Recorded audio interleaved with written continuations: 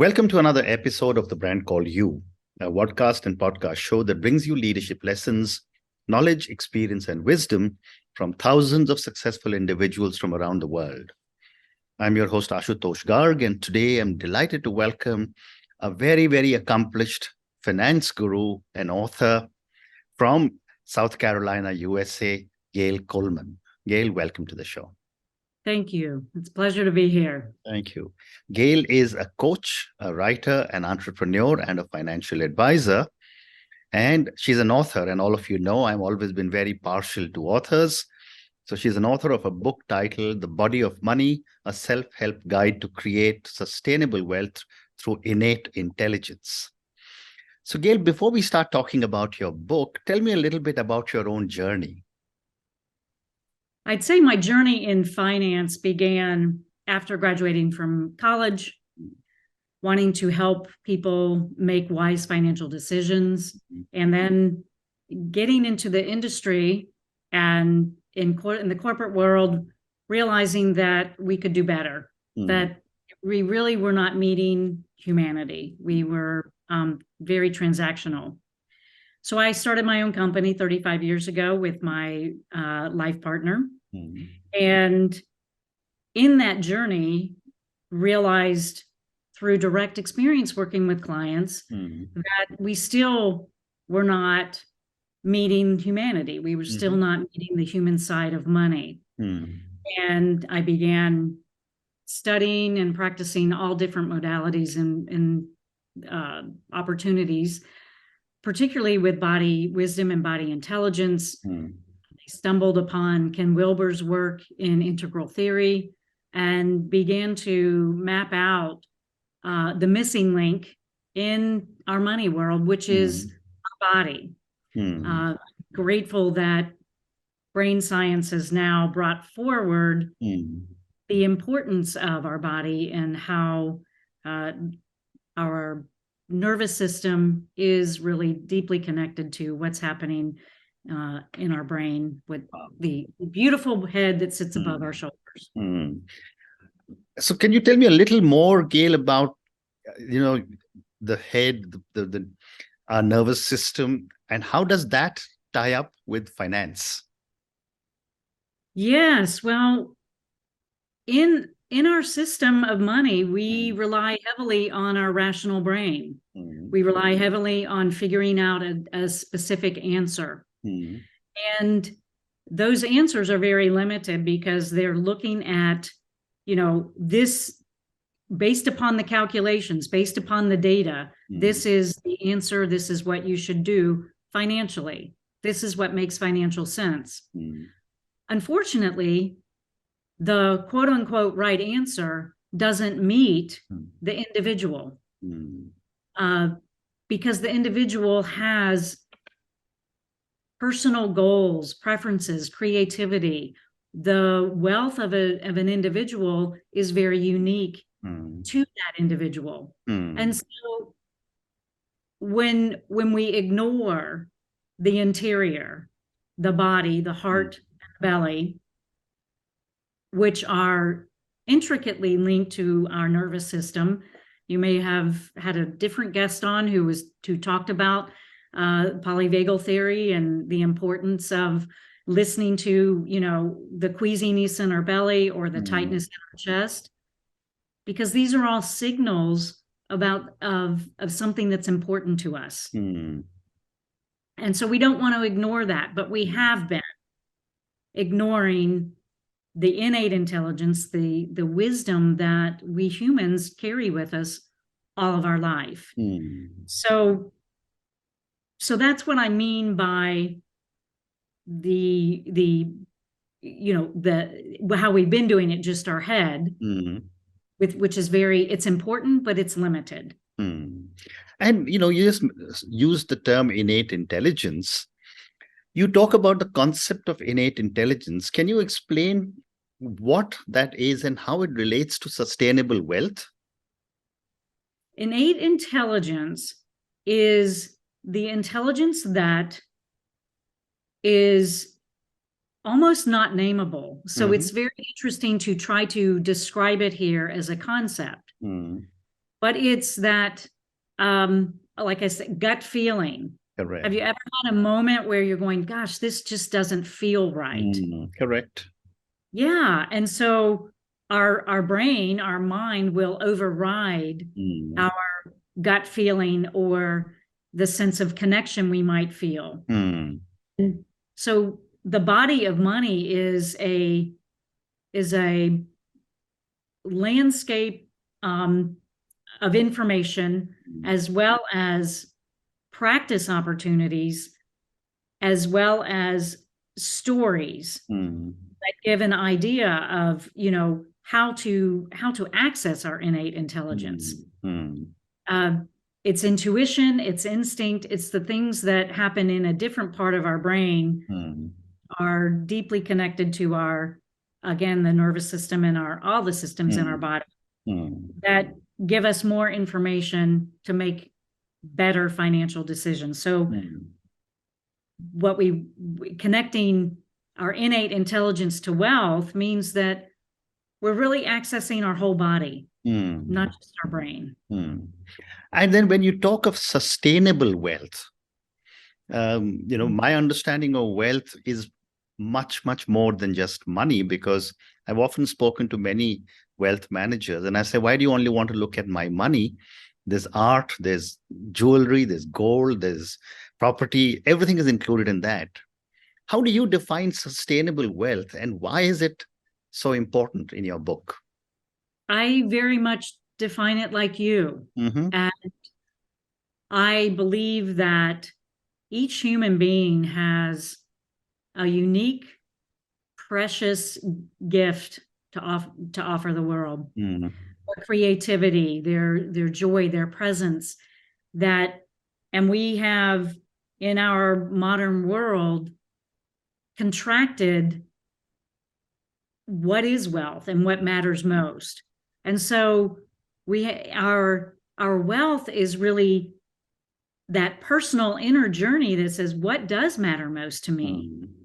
Is it nature? Is it joy? Is it giving to others? Is it awe? There's the feeling of awe. Correct. How do I access that? And so we don't want to get to our rocking chair at the end of our life, rocking and having any regrets. And so we start now accessing truly what deeply matters to us and about wealth. What is wealth? Wealth is more than money. Correct. Absolutely. And what we want is for our financial wealth to be the servant of our creativity, our philanthropy, our connections, our relationships, that which gives our human life meaning.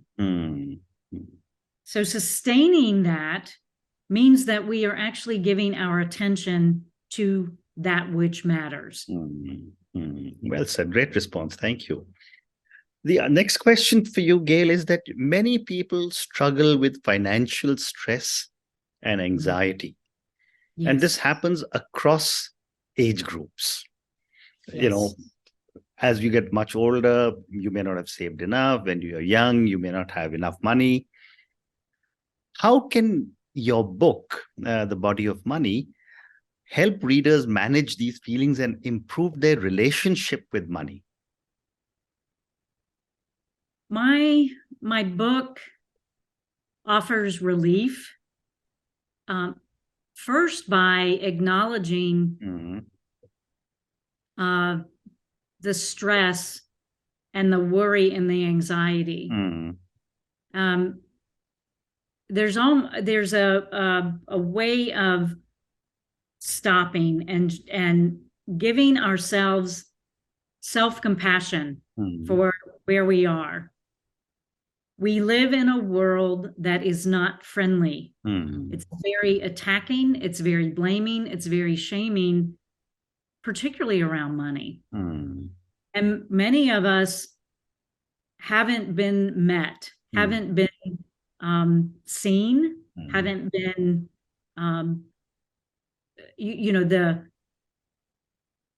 I want to say all of the worry and anxiety you have is real. And so first recognize it, give yourself some self-compassion, and then we, instead of looking at beyond outside, you know, the numbers, the balance sheets, the debt, we first feel the sadness, the fear, the anger, whatever the feelings are that are attached to this thing that has caused us so much worry. Because we need to get present with what is. If we have debt, if it's too scary to look at, then it's just buried, and we do, and that isn't helpful. So we face our fears and our worries, and we get closer to the truth of it. And when we feel it, when we let ourselves feel the anxiety, feel with our body, not just conceptually, not just thinking about it, but really going, wow, I notice I'm contracted in my heart. I notice that, you know, this, again, it's talking about it is not as effective as actually having a direct experience, so that those energies can move and give more space, more freedom in choosing. So when we give ourselves compassion, we give ourselves the truth, there's a natural shift to, oh, I'm okay in this moment. And this is where one of the basic principles of sufficiency comes into play, which is really, really important for us to be able to make different choices and be able to heal and build a better relationship with money. Sufficiency is the knowing, is the complete heart, mind, belly knowing that I am okay right now. And I'm going to be okay because I right now in this moment, I feel okay. And it's that wisdom, that knowing that can carry us to the next moments of our life. This sounds, as I'm talking, it may sound conceptually confusing. And the reason why is because it's a somatic experience that builds that confidence. So I said a lot of pause. No, that's fantastic. Thank you. My other question to you also is that, you know, when I was reading some reviews of your book, you also talk about the connection between physical health and financial well-being. And I've often said this, and I've spoken at different places, and I've said, we all need to define what is enough. And then we know that, and I guess this happens only when you get older, that one more zero added to your net worth is not going to change your lifestyle. But that doesn't apply to the young. So my question to you is, what is the connection between financial well-being and physical health? And how can people or your readers actually improve their areas improve their lives in both these areas? So again, it's these direct experiences that teach us these truths. And if we are physically not well, it doesn't matter, as you said, what's in our bank account, because our most precious asset is our body, our physical, mental, emotional, spiritual well-being. And if we don't pay attention to this precious human resource, and it will deteriorate. That our body will give us feedback on when we're not sustaining it, maintaining it. And if we spend our life focused on accumulating financial wealth to the detriment of what really truly makes our life worth living, we will get to our elder, states of life and wonder, what are we doing with this amassed wealth? Because we're not taking it with us. So it doesn't give our life meaning. And I believe that we are transforming our generations. I do believe that the next generation is much more aware of what is enough. And I particularly don't like the word enough, because enough doesn't requires us to want more. Correct. Or it's a scarcity question. So that's why I look at sufficiency. Absolutely, I agree. Which, by the way, when I was building this body of work, people didn't like the word sufficiency. They wanted abundance. But the beauty of sufficiency is it keeps us in the present moment, which is the only moment that is real. It's like right now. How am I sufficient right now? My breath. Am I taking in enough breath? Am I, I love the quality of being with you. I love your smile. I'm looking at you and like, this is a precious connection. I may never get a chance to see you again, but I feel happy knowing that you are in the world. And right as I say that, I notice my arms are tingling, which is a signal to me that that's true, and I'm in integrity, and the world is mapped behind you. I'm going, wow. I touch into the truth that we are all connected, and I feel a tenderness right now. So that's a direct experience right now of sufficiency. And that's a direct experience of being alive and human. Very well said.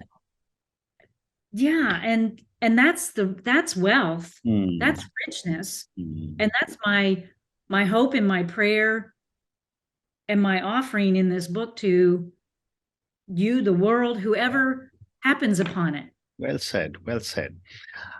And I love the term sufficiency, and I think it's a much, much better term than enough. And I'm going to use the word now more often and drop the word enough. But my next question to you, Gayle, is how can someone stay motivated and committed to their wealth creation goals in the long term? Yeah, that's so important. And I would answer that with balance, because both skillful attention to money practices, healthy money practices, and living a loving, very nourishing present life are important. But we don't want to sacrifice our present time worrying about the future.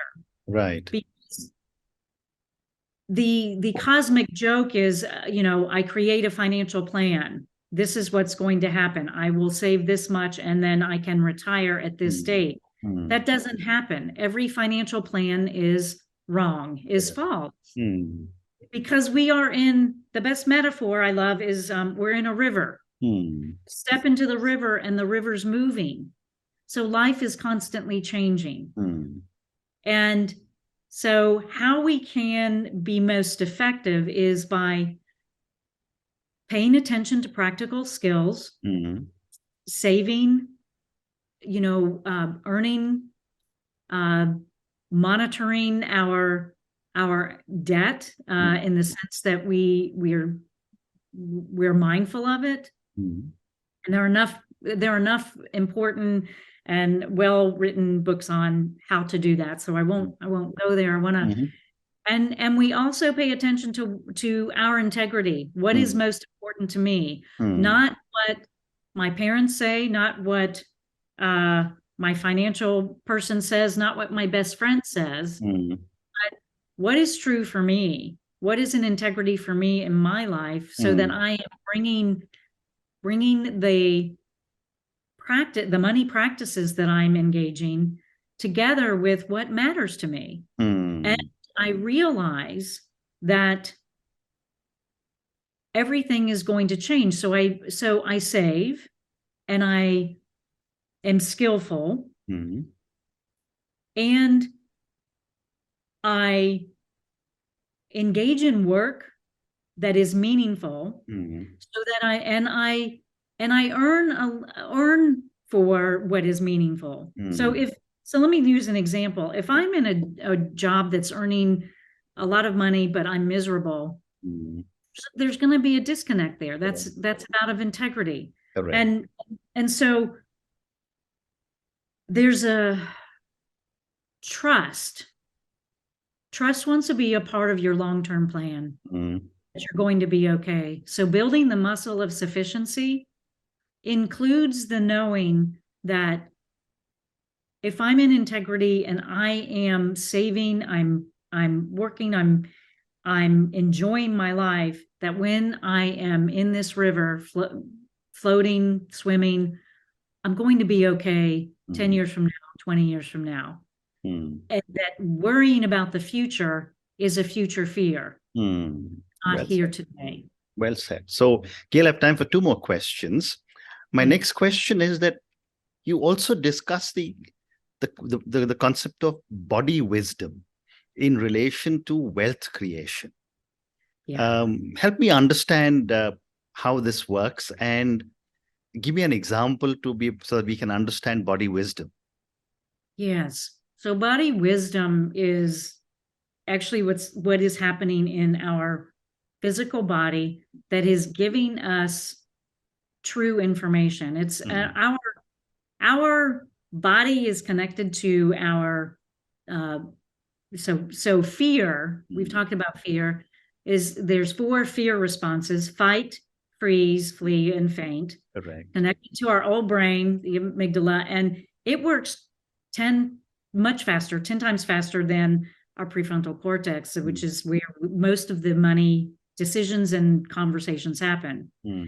So body wisdom is allowing our felt experiences of fear to be known and experienced, so that we are including it in our money decisions.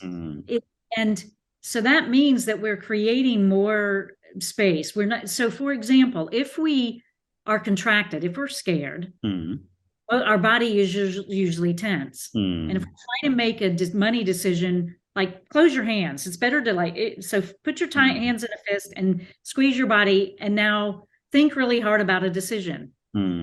It's very hard to make a decision when we have tension. Correct. So when we allow our body to open up, to relax, release, and we access more capacity to generate and answer a decision that is going to be aligned with what we truly want. Amazing. Thank you. And my last question to you, Gayle, and this is for the thousands of people who will listen to our conversation. Based on our amazing conversation that we've just had and your deep understanding of not just finance, but how our bodies react and how our minds react, what would you say are 3 lessons you would want our young viewers and listeners to take away when it comes to financial planning and sufficiency and body wisdom?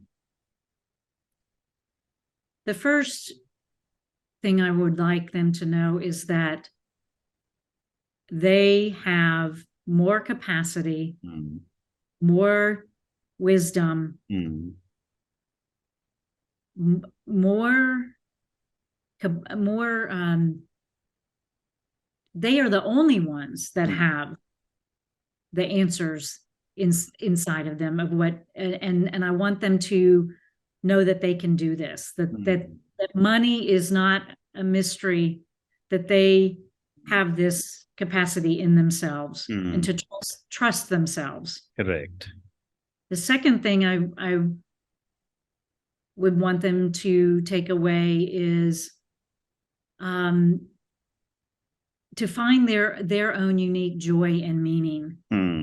Let that be their guiding compass, because their joy, their meaning, and will never let them down. And they are going to find, where does joy live in your body? Where does fulfillment live in your body? And the last thing that I would offer is that we are all connected, that our relationships with each other, they've done sufficient studies that tell us that at the end of our life, and we all will, bodies will all be a corpse. Correct. So that's, that relationships and connections are essential, and to build that and to nourish that. As they're nourished, and their relationship with themselves is their first relationship. Very interesting. And on that note, Gayle, and your 3 amazing lessons, we have our answers inside us. Trust ourselves, or trust whatever we have in our own selves. Find a way to own the joy and the meaning in our lives. And the third one, you said we are all connected. Thank you so much for speaking to me about your amazing journey. Thank you for speaking to me about your book, The Body of Money, a self-help guide to create sustainable wealth through innate intelligence. Thank you for talking to me about the amazing connections that you have drawn in your book between money, sufficiency, and the different parts of our body. Thank you for speaking to me, and good luck. Thank you. It was a pleasure being with you. Thank you for listening to the Brand Called You videocast and podcast, a platform that brings you knowledge, experience, and wisdom of hundreds of successful individuals from around the world. Do visit our website, www.tbcy.in, to watch and listen to the stories of many more individuals.